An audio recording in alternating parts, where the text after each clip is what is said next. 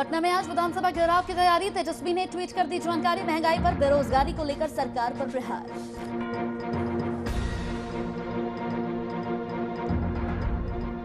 झारखंड विधानसभा budget सत्र का आखिरी दिन। चर्चा पर सरकार की मंशा को बताया गया फेल। बीजेपी विधायकों में दिखा हंगामा।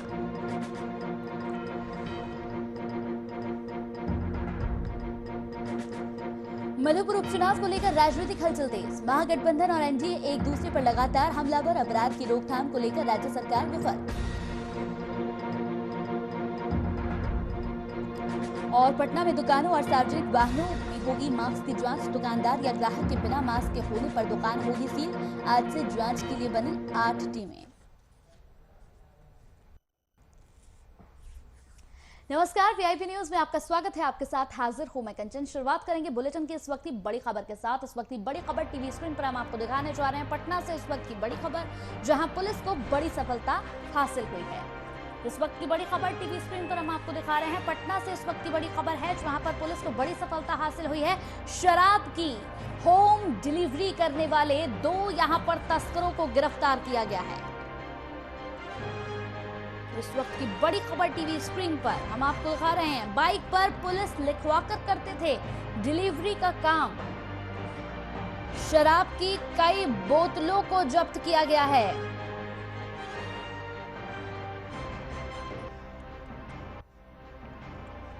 तो इस वक्त की बड़ी खबर हम आपको दिखा रहे हैं। पुलिस को बड़ी सफलता हासिल हुई है। इस पूरी खबर पर ज्यादा जानकारी के साथ संवाददाता पटना से अनिल कुमार हमारे साथ फोन लाइन पर जुड़ गए हैं। अनिल, पुलिस को बड़ी सफलता यहां पटना में हासिल हुई है। एक तरफ लगातार शराबबंदी की बात यहां पर कही जाती है, लेकिन दूसरी तरफ शराब की होम डिलीवरी करने वाले यहां पर 2 तस्करों को पुलिस ने गिरफ्तार किया है।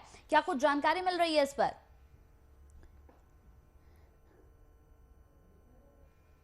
कि जिस तरह से शराबबंदी के बाद का कानून जो है वो कहीं ना कहीं तस्कर जो है वो धत्ता बताते हुए देखे जा रहे हैं। इसी कड़ी में पटना के पत्रकार नगर थाना क्षेत्र की अगर बात करें तो सघन चेकिंग अभियान अभी चलाया जा रहा है। होली को लेकर ये अभियान चलाया जा रहा है, जिसके दरमियान में चेकिंग के दरमियान में 2 शराब तस्कर बाइक पर सवार होकर और कहीं ना कहीं सबसे अहम कड़ी ये है कि उसमें पुलिस लगा स्टिकर लगाकर वो शराब की होम डिलीवरी किया करते थे, जिसको कि पुलिस ने ध्वस्त करते हुए उन्हें पकड़ लिया है। अब दोनों शराब तस्करों की लगातार पूछताछ जारी है। वहीं आपको बता दें कि जब से ये शराबबंदी हुआ है, तब से शराब तस्करों का ये काला खेल जो है वो राजधानी पटना सहित बिहार के अन्य क्षेत्रों में भी देखा जा रहा है। ऐसे में कहीं ना कहीं जो जितने भी तमाम दावे हैं सरकार के वो खोखले साबित हो रहे हैं। और वहीं अगर पुलिस प्रशासन की बात करें तो तमाम अपनी तरफ से कवायदे लगा रहे हैं, लेकिन तस्करी का नया तरीका जो है वो कहीं ना कहीं तस्कर लगाते हुए दिख रहे हैं। बिल्कुल, यहाँ पर साथ ही साथ ये भी खबर सामने आ रही है कि ये जो लोग थे इतने शातिर थे अनिल, की बाइक पर पुलिस लिखवाकर ये डिलीवरी का काम किया करते थे, जिनके पास से यहाँ पर कई शराब की बोतलों को भी जब्त किया गया है। जी बिल्कुल कंचन, अगर देखा जाए तो कहीं ना कहीं इन्होंने एक नायाब तरीका ढूंढा था और उसमें अपने बाइक में पुलिस लिखा कर, ताकि पुलिस से किसी तरह से बचा जा सके और इस पर पुलिस की निगाह ना पड़े। इसको लेकर वो शराब की होम डिलीवरी जो है वो पुलिस लगे स्टिकर की गाड़ी से किया कर रहे थे। लेकिन पुलिस के चौक चौबंद इंतजाम और कहें कि सघन वाहन चेकिंग और पत्रकार नगर थाने की एक कार्रवाई जो है वो निकल कर सामने आई है, जिसमें शराब तस्कर जो है वो पकड़े गए हैं। अब इनसे पुलिस लगातार पूछताछ कर रही है कि आखिर ये जो भी शराब के तस्कर हैं वो कहां से शराब मुहैया कराते थे और शराब की जो होम डिलीवरी है वो कहां करते थे। अब पुलिस इन तारों को खंगालने में जुट गई है। जी कंचन, चलिए, बहुत बहुत शुक्रिया अनिल इस पूरी खबर पर तमाम जानकारी हम तक पहुंचाने के लिए। तो बड़ी खबर इस वक्त की पटना से हम आपको बता रहे थे, जहां पर शराब की कई बोतलों को जब्त किया गया है। साथ ही साथ बाइक पर पुलिस लिखवाकर ये शातिर डिलीवरी का काम किया करते थे।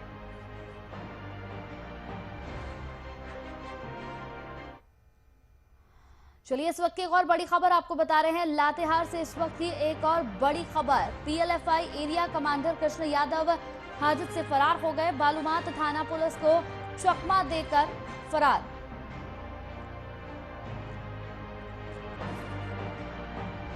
तो उग्रवादी की धरपकड़ के लिए लगातार छापेमारी जारी है। फरार उग्रवादी रांची पुलिस से रिमांड पर लाया गया था बालूमाथ। बड़ी खबर इस वक्त की, उग्रवादी की धरपकड़ के लिए छापेमारी लगातार जारी। लातेहार से इस वक्त की बड़ी खबर, PLFI area commander Krishna Yadav हाजत से फरार हो गए हैं। बालू माथ पुलिस को चकमा देकर फरार हुए।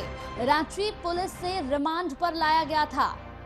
बड़ी खबर इस वक्त की टीवी स्क्रीन पर लातेहार से हम आपको दिखा रहे हैं, जहां पर PLFI area commander Krishna Yadav हवालात से यहां पर फरार हो गए हैं।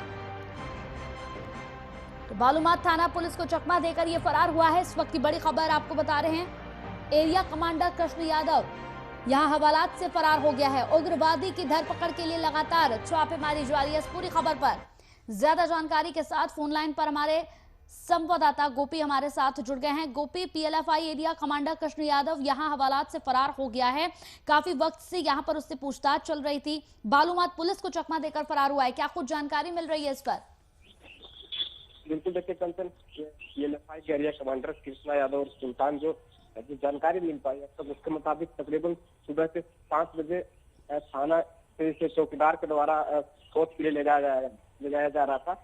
इसी दरमियान जो है तो चौकीदार को चकमा देकर ये जो उग्रवादी था वो फरार हो गया है। हालांकि पुलिस के द्वारा भी नाकाबंदी छापेमारी की जा रही है उसकी धरपकड़ के लिए, लेकिन सबसे बड़ी चीज यहाँ पर यह है कंचन की थाना से अगर कोई चकमा देकर भाग जाता है तो कहीं ना कहीं गंभीर मामला है। सबसे बड़ी बात यह है कि आज भी जो उग्रवादी जो फरार हुआ है उसकी जो है तो रिमांड अवधि पूरी होने वाली थी और आज ही के दिन उसे जेल भेजा जा रहा था। और ऐसे में उग्रवादी का फरार होना कहीं ना कहीं पुलिस के लिए एक बड़ा चुनौती है और एक बड़ा सवाल भी।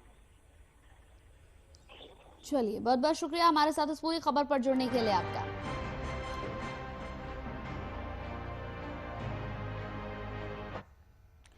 चलिए खबरों में बढ़ते आगे। तो बेरोजगारी और पेट्रोल डीजल की बढ़ती कीमतों को लेकर लगातार विरोध प्रदर्शन जारी है। बता दें कि नेता प्रतिपक्ष तेजस्वी यादव लगातार सरकार पर हमलावर हैं। आरजेडी आज कई मुद्दों को लेकर विधानसभा का घेराव करेगी और इस संबंध में तेजस्वी यादव ने ट्वीट कर जानकारी भी साझा की है।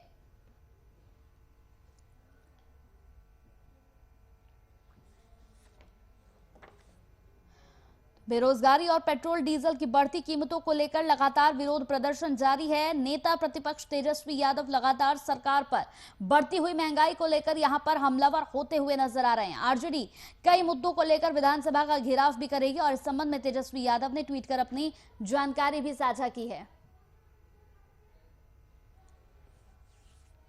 तो आगामी मधुपुर उपचुनाव को लेकर झारखंड की राजनीतिक दलों में हलचल काफी तेज है। महागठबंधन और एनडीए लगातार एक दूसरे पर हमलावर हैं।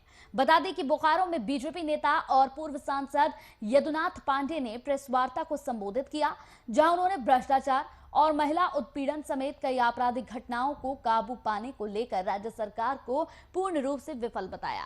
साथ ही बीजेपी द्वारा राज्य में संचालित किए गए योजनाओं को बंद यहां पर किए जाने को लेकर मौजूदा सरकार पर तंज भी कसा।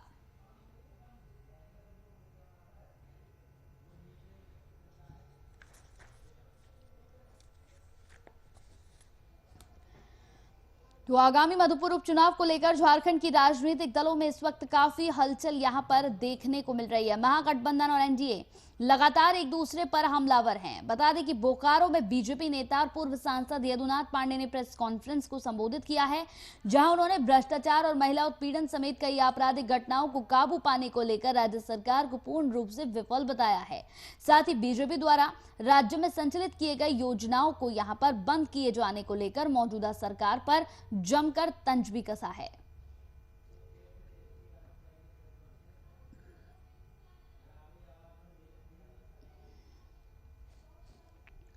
तो आगामी मधुपुर उपचुनाव को लेकर झारखंड की राजनीतिक दलों में इस वक्त हलचल काफी ज्यादा तेज हो गई है। जैसा कि हमने आपको बताया कि महागठबंधन और एनडीए लगातार एक दूसरे पर हमलावर हैं।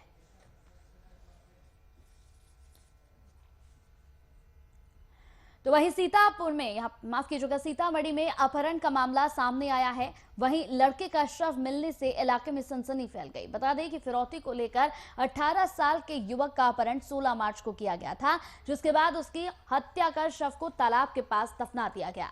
बता दें कि इस मामले पर कार्रवाई के तहत 10 अपराधियों को गिरफ्तार किया गया। फिलहाल बरामद किए हुए शव को पुलिस ने पोस्टमार्टम के लिए भेज दिया है और आगे की कार्रवाई शुरू कर दी है।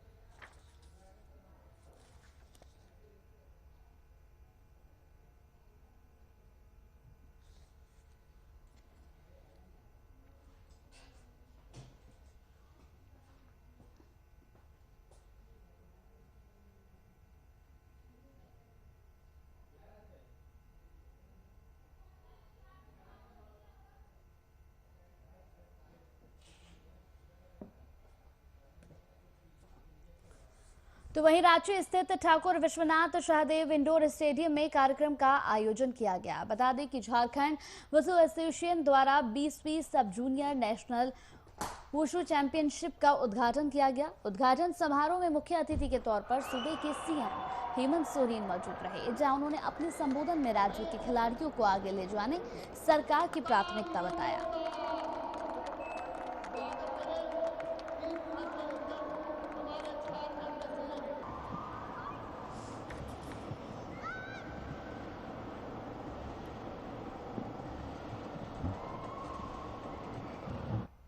तो आगामी होली और शब बारात पर्व को देखते हुए मधुबनी में एसपी की अध्यक्षता में बीते दिन कई थानों में शांति समिति की बैठक की गई। बैठक में कई राज्यों में कोरोना महामारी का प्रकोप किस तरीके से बढ़ रहा है और इससे किस तरीके से निपटा जाए, इस पर चर्चा की गई। आगामी पर्व को लेकर बिहार लौटने वाले लोगों की कोरोना जांच में तेजी लाने के निर्देश दिए गए।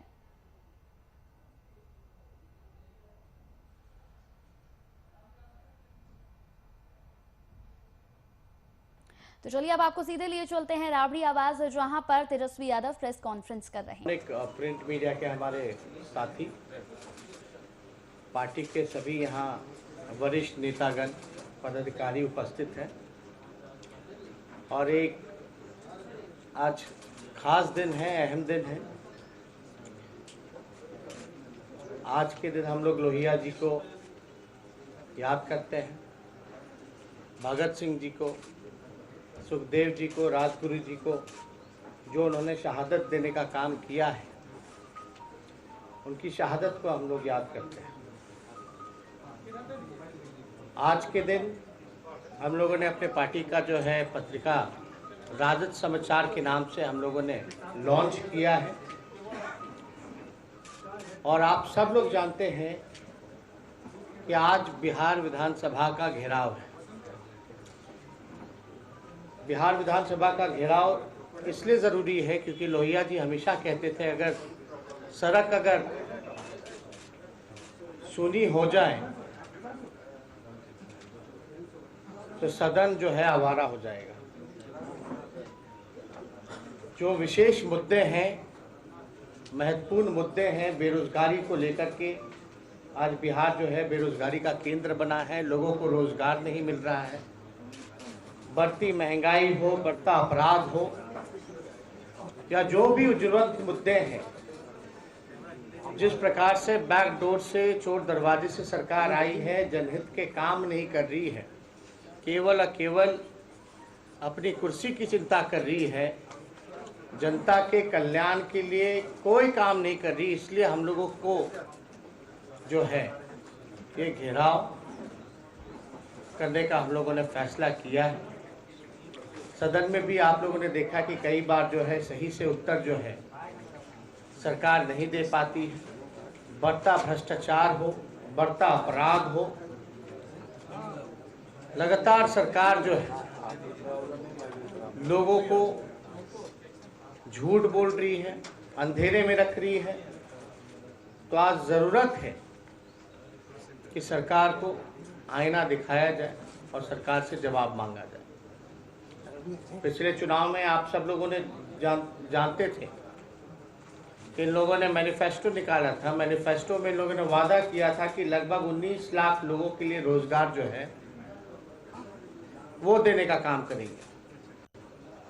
लेकिन अब कई महीने हो गए सरकार को, रोजगार का आता पता नहीं क्या हो रहा है। कई ऐसे महत्वपूर्ण विभाग हैं, चाहे शिक्षा विभाग हो, पुलिस महकमा हो, हेल्थ डिपार्टमेंट हो, जहां लोग जो है पदे खाली हैं लेकिन भरने का काम नहीं हो रहा। बहाली होती है, धांधली होती है, समय पे परीक्षा नहीं हो पाता। और हम लोगों का तो नारा था चुनाव में, कमाई, दवाई, पढ़ाई, सिंचाई, कार्रवाई और सुनवाई वाली सरकार होनी चाहिए। जनता ने हम लोगों पर भरोसा किया, जनता ने जनादेश दिया, चुनाव आयोग ने जो नतीजा सुनाया वो सब लोग जानते हैं। इस पर ज़्यादा टिप्पणी करने की ज़रूरत नहीं। लेकिन हम विपक्ष में ज़रूर हैं, लेकिन विपक्ष की जो भूमिका होनी चाहिए, जो जिम्मेवारी होनी चाहिए, उसको बखूबी हम सब लोग जो है महागठबंधन के साथी मिलकर के निभाने का काम कर रहे हैं और हमारा दायित्व तो बनता है कि सरकार से सवाल करें और जो मुश्किलें लोगों को आ रही हैं, ये डबल इंजन की सरकार है, लगातार महंगाई बढ़ रही है, ना बिहार को विशेष राज्य का दर्जा दिया जा रहा है, ना विशेष पैकेज की बात की जा रही है। तो इन सारे और जो काला कानून ये लोग जो लेकर के आ रहे हैं सदन में, इसका पूरी तरीके से हम लोग सदन के अंदर या सदन के बाहर हम लोग जो है पुरजोर तरीके से बॉयकॉट करने का काम करेंगे। तो और कोई सवाल अगर आप लोगों का हो इन सब चीजों को लेकर के तो आप पूछ सकते हैं। 20 मार्च को सिपाही बहाली परीक्षा हुई, उस दिन भी 1 घंटे पहले प्रश्न पत्र वायरल हो गया, लेकिन इसके और आयोग या सरकार कोई जवाब देने को तैयार नहीं है। अब इसमें तो सरकार के लोग, हम लोग तो लगातार इस चीज को उठाते रहे। मैट्रिक का परीक्षा ये लोग ढंग से नहीं करा पाते। हर सब्जेक्ट के पेपर से पहले जो है किस तरीके से पेपर लीक हुआ वो आप लोग सब लोग जानते हैं। सीबीएसई का भी एग्जाम होता है, उसका तो कभी लीक नहीं होता पेपर लीक। अनुमति नहीं मिला फिर भी आप लोग आज क्या करेंगे? नहीं, अनुमति नहीं मिला तो हम तो कह रहे हैं लोहिया जी की बातों को, हम लोग लोहिया जी को मानने वाले लोग हैं, हम लोग समाजवादी लोग हैं, समाजवादी सोच के हैं। अगर सड़क सुनी हो जाए तब तो संसद आवारा हो जाएगा। इसलिए हम कहते हैं कि भाई सदन जो है, सदन के अंदर हो या सदन के बाहर, हम लोगों को आवाज उठाना है और उठा रहे हैं। नए कानून से पुलिसिया राज आ जाएगा? नहीं, नया कानून तो पूरी तरीके से काना कानून है। ये तानाशाही एक तरीके से जिसको मन करेगा सरकार उसको पकड़ेगी। एक तरीके से कोर्ट का कोई मतलब नहीं रह जाएगा, मजिस्ट्रेट का कोई मतलब नहीं रह जाएगा। पुलिस जो है यानी जो लोग सत्ता में जो लोग बैठे हैं वो सारा चीज कंट्रोल करेंगे और पॉलिटिकल वेंडेटा के द्वारा सारे केस मुकदमे ये लोग धरपकड़ करेंगे बिना किसी वारंट के, बिना किसी चीज के। ये तो पूरी तरीके से कानून जो है फाड़ने लायक है। इसलिए ये कानून का कोई मतलब नहीं है। ये पूरी तरीके से तानाशाही वाला कानून है और किसी भी कीमत पे ये कानून जो है हम लोग सदन के अंदर पास नहीं होने देंगे। आप लोग और साथ ही साथ अभी लगातार उनकी ये प्रेस कॉन्फ्रेंस चलेगी। इस प्रेस कॉन्फ्रेंस के माध्यम से लगातार सीधा उन्होंने यहाँ पर सरकार पर निशाना साधा। सरकार पर निशाना साधते हुए उन्होंने कहा कि ये समाजवादी पार्टी है, हम समाजवादी हैं, हम यहाँ पर समाज की बात करते हैं, उनके हित की बात करते हैं और इस सरकार में जिस तरीके की योजनाओं को लेकर ये आए थे और अपने वादों को पूरा नहीं कर पाए हैं, उसके खिलाफ लगातार हम इसी तरीके से खड़े रहेंगे। इसी के साथ VIP न्यूज में मेरे साथ इतना ही। नमस्कार।